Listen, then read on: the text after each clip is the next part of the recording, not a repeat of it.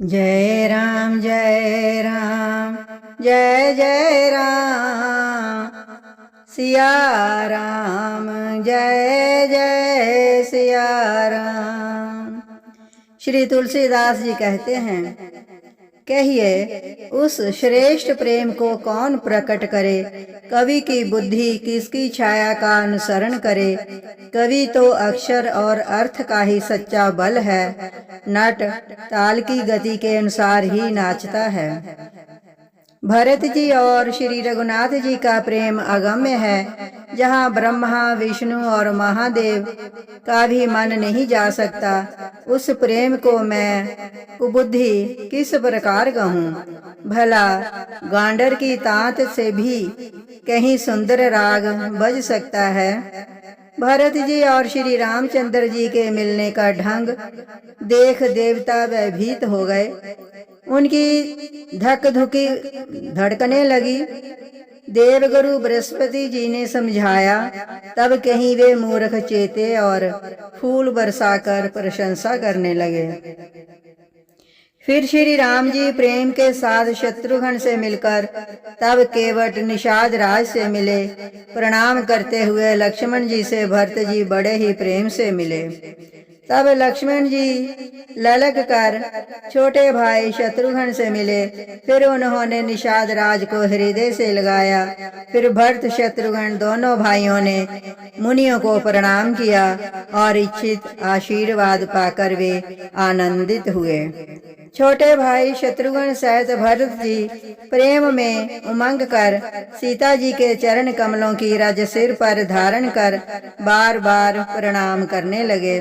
सीता जी ने उन्हें उठाकर उनके सिर को अपने कर कमलों के स्पर्श कर उन दोनों को बैठाया।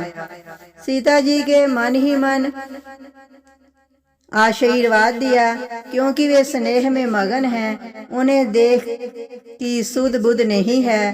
सीता जी को सब प्रकार से अपने अनुकूल देखकर भरत जी सोच रहित हो गए और उनके हृदय का कल्पित भय जाता रहा।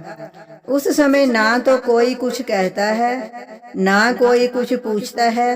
मन प्रेम से परिपूर्ण है, वे अपनी गति से खाली है। उस अवसर पर केवट धीरज धर और हाथ जोड़कर प्रणाम करके प्रार्थना करने लगा। हे नाथ, मुनिनाथ वशिष्ठ जी के साथ सब माताएं, नगरवासी, सेवक, सेनापति, मंत्री सब आपके वियोग से व्याकुल होकर आए हैं। गुरु का आगमन सुनकर शील के समुद्र श्री रामचंद्र जी ने सीता जी के समीप शत्रुघ्न जी को रख दिया और वे परम धीर, धर्म धुरंधर, दीन दयालु श्री रामचंद्र जी उसी समय वेग के साथ चल पड़े। गुरु जी के दर्शन करके लक्ष्मण सहित प्रभु श्री रामचंद्र जी प्रेम में भर गए और दंडवत प्रणाम करने लगे। मुनि श्रेष्ठ वशिष्ठ जी ने दौड़कर उन्हें हृदय से लगा लिया और प्रेम में उमंग कर वे दोनों भाइयों से मिले। फिर प्रेम से पुलकित होकर केवट ने अपना नाम लेकर दूर से ही वशिष्ठ जी को दंडवत प्रणाम किया। ऋषि वशिष्ठ जी ने राम सखा जानकर उसको जबरदस्ती हृदय से लगा लिया, जैसे जमीन पर लौटते हुए प्रेम को समेट लिया हो। श्री रघुनाथ जी की भक्ति सुंदर मंगलों का मूल है। इस प्रकार कहकर प्रशंसा करते हुए देवता आकाश से फूल बरसाने लगे। वे कहने लगे, जगत में इसके समान सर्वथा नीच कोई नहीं और वशिष्ठ जी के समान बड़ा कौन है। जिसको देखकर मुनि राज वशिष्ठ जी लक्ष्मण जी से भी अधिक उससे आनंदित होकर मिले। ये सब सीतापति श्री रामचंद्र जी के भजन का प्रत्यक्ष प्रताप और प्रभाव है। दया की खान सुजान भगवान श्री राम जी ने सब लोगों को दुखी जाना। तब जो जिस भाव से मिलने का अभिलाषी था उस प्रकार का रुख रखते हुए उन्होंने लक्ष्मण सहित पल भर में सब किसी से मिलकर उनके दुख और कठिन संताप को दूर कर दिया। श्री रामचंद्र जी के लिए ये कोई बड़ी बात नहीं है। जैसे करोड़ों घड़ों में एक ही सूर्य की छाया प्रतिबिंब एक साथ ही दिखती है, समस्त पूर्वासी प्रेम में उमंग कर केवट से मिलकर भाग्य की सराहना करते हैं। श्री रामचंद्र जी ने सब माताओं को दुखी देखा, जैसे सुंदर लताओं की पंक्तियों को पाला मार गया हो। सबसे पहले राम जी कैकेयी से मिले और अपने सहज स्वभाव तथा भक्ति से उसकी बुद्धि को तर कर दिया। फिर चरणों में गिरकर काल कर्म और विधाता के सिर दोष मढ़कर श्री राम जी ने उनको सांत्वना दी। तब श्री रघुनाथ जी सब माताओं से मिले। उन्होंने सबको समझा बुझाकर संतोष दिलाया कि हे माता, जगत ईश्वर के अधीन है, किसी को भी दोष नहीं देना चाहिए। अब दोनों भाइयों ने ब्राह्मणों की स्त्रियों सहित जो भरत जी के साथ आई थीं, गुरु जी की पत्नी अरुंधति जी के चरणों की वंदना की और उन सब का गंगा जी तथा गौरी जी के समान सम्मान किया। वे सब प्रसन्न होकर कोमल वाणी से आशीर्वाद देने लगी। फिर दोनों भाई पैर पकड़कर सुमित्रा जी की गोद में जा लिपटे, जैसे किसी अत्यंत दरिद्र को संपत्ति से मिलना हो गया हो। फिर दोनों भाई माता कौशल्या जी के चरणों में गिर पड़े। प्रेम के मारे उनके सारे अंग शिथिल हैं। बड़े ही प्यार से माता ने उन्हें हृदय से लगाया और आंखों से बहे हुए प्रेमाश्रुओं के जल से उन्हें नहला दिया। उस समय के हर्ष और विषाद को कवि कैसे कहे, जैसे गूंगा स्वाद को कैसे बताए।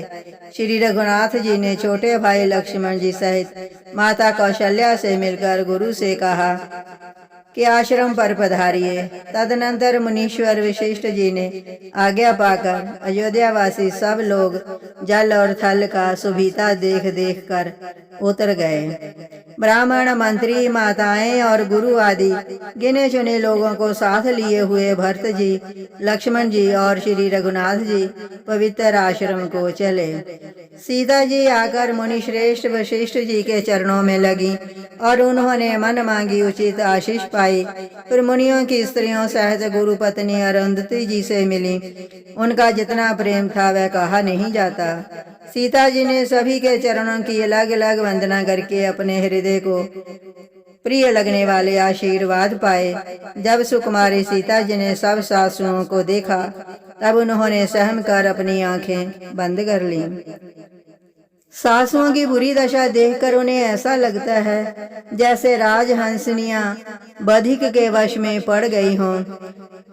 मन में सोचने लगी कि कुचाली विधाता ने क्या कर डाला।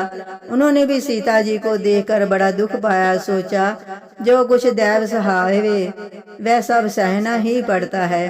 तब जानकी जी हृदय में धीरज धरकर नील कमल के समान आंखों में जल भरकर सब सासुओं से जाकर मिली। उस समय पृथ्वी पर करुण रस करुणा छा गई। सीता जी सबके पैरों लग लग कर अत्यंत प्रेम से मिल रही हैं और सब सासुएं स्नेहवश हृदय से आशीर्वाद दे रही हैं कि तुम सुहाग से भरी रहो। सीता जी और सब रानियां स्नेह के मारे व्याकुल हैं। तब ज्ञानी गुरु ने सबको बैठ जाने के लिए कहा। फिर मुनिनाथ वशिष्ठ जी ने जगत की गति को माइक कहकर कुछ परमार्थ की कथाएं कहीं। तदनंतर वशिष्ठ जी ने राजा दशरथ जी के स्वर्ग गमन की बात सुनाई, जिसे सुनकर रघुनाथ जी ने दुस्सह दुख पाया और अपने प्रति अनेक स्नेह को उनके मरने का कारण विचार कर धीर धुरंधर श्री रामचंद्र जी अत्यंत व्याकुल हो गए। वज्र के समान कठोर कड़वी वाणी सुनकर लक्ष्मण जी, सीता जी और सब रानियां विलाप करने लगीं। सारा समाज शोक से अत्यंत व्याकुल हो गया, जैसे राजा आज ही मरे हों। फिर मुनि श्रेष्ठ वशिष्ठ जी ने श्री राम जी को समझाया। तब उन्होंने समाज सहित श्रेष्ठ नदी मंदाकिनी जी में स्नान किया। उस दिन प्रभु श्री रामचंद्र जी ने निर्जल व्रत किया। मुनि वशिष्ठ जी के कहने पर भी किसी ने जल ग्रहण नहीं किया। दूसरे दिन सुबह होने पर मुनि वशिष्ठ जी ने श्री रघुनाथ जी को जो जो आज्ञा दी वह सब कार्य प्रभु श्री रामचंद्र जी ने श्रद्धा भक्ति सहित आदर के साथ किया। वेदों में जैसा कहा गया है उसी के अनुसार पिता की क्रिया करके पाप रूपी अंधकार के नष्ट करने वाले सूर्य रूप श्री रामचंद्र जी शुद्ध हुए, जिनका नाम पाप रूपी रुई के लिए अग्नि है और जिनका स्मरण मात्र समस्त शुभ मंगलों का मूल है। वे नित्य शुद्ध बुद्ध भगवान श्री राम जी शुद्ध हुए। साधुओं की ऐसी सम्मति है कि उनका शुद्ध होना वैसे ही है जैसे तीर्थों के आवागमन से गंगा जी शुद्ध होती हैं। गंगा जी तो स्वभाव से ही शुद्ध हैं। उनमें जिन तीर्थों का आवाहन किया जाता है उल्टे ही गंगा जी के संपर्क में आने से शुद्ध हो जाते हैं। इसी प्रकार सच्चिदानंद रूप श्री राम तो नित्य शुद्ध हैं। उनके संसर्ग से कर्म ही शुद्ध हो गए। जब शुद्ध हुए 2 दिन गुजर गए तब श्री रामचंद्र जी प्रीति के साथ गुरु जी से मिले और बोले, हे नाथ, सब लोग यहाँ अत्यंत दुखी हो रहे हैं। कंद मूल फल और जल का ही आहार करते हैं। भाई शत्रुघ्न सहित भरत को, मंत्रियों को और सब माताओं को देखकर मुझे एक एक पल युग के समान गुजर रहा है। अतः सबके साथ आप अयोध्यापुरी को पधारिए, लौट जाइए। आप यहाँ हैं और राजा अमरावती स्वर्ग में हैं। अयोध्या सुनी है, मैंने बहुत कह डाला, ये सब बड़ी डिठाई की है। हे गोसाई, जैसा उचित हो वैसा ही कीजिए। वशिष्ठ जी ने कहा, हे राम, तुम धर्म के सेतु और दया के धाम हो, तुम भला ऐसा क्यों ना कहो। लोग दुखी हैं, 2 दिन तुम्हारा दर्शन कर शांति लाभ कर लें। श्री राम जी के वचन सुनकर सारा समाज भयभीत हो गया, जैसे समुद्र में जहाज डगमगा गया हो। परंतु जब उन्होंने गुरु वशिष्ठ जी की श्रेष्ठ कल्याण मूलक वाणी सुनी तो उस जहाज के लिए जैसे हवा अनुकूल हो गई। सब लोग पवित्र पयस्विनी नदी में तीनों समय स्नान करते हैं, जिसके दर्शन से ही पापों के समूह नष्ट हो जाते हैं। और मंगल मूर्ति श्री रामचंद्र जी को दंडवत प्रणाम कर कर के उन्हें आंखें भर भर कर देखते हैं। सब श्री रामचंद्र जी के पर्वत कामदगिरी और वन को देखने जाते हैं, जहाँ सभी सुख हैं और सभी दुखों का अभाव है। झरने अमृत के समान जल झरते हैं और 3 प्रकार की हवा तीनों प्रकार के आध्यात्मिक आदि भौतिक आदि दैविक तापों को हर लेती है।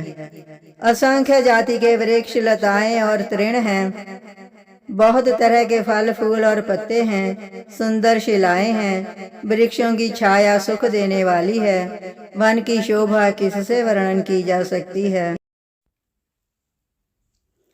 तालाबों में कमल खिल रहे हैं, जल के पक्षी कूज रहे हैं, भौरे गुंजार कर रहे हैं और बहुत रंगों के पक्षी और पशु वन में वैर रहित होकर विहार कर रहे हैं।